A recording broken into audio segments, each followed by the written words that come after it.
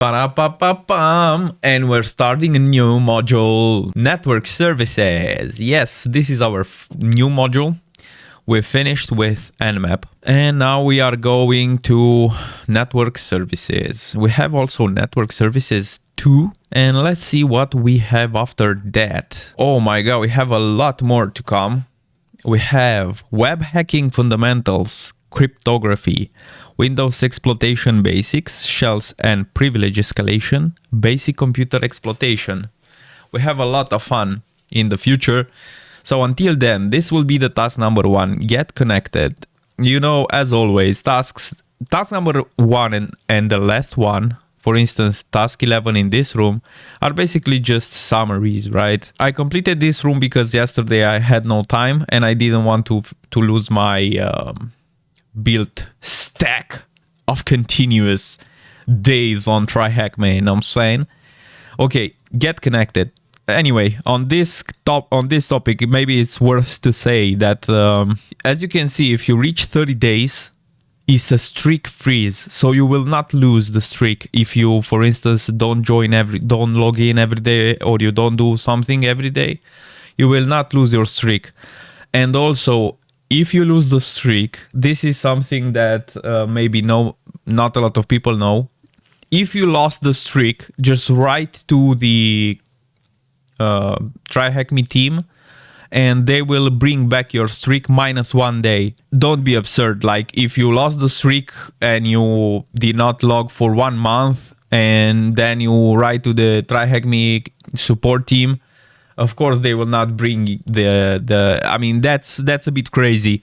But if you lost 2 days and the streak is gone, you can just write to the TryHackMe support and they will bring it back -1 day. Task number 1, get connected inside network services module. Hello and welcome. This room will explore common network service vulnerabilities and misconfigurations. But in order to do that, we'll need to do a few things first.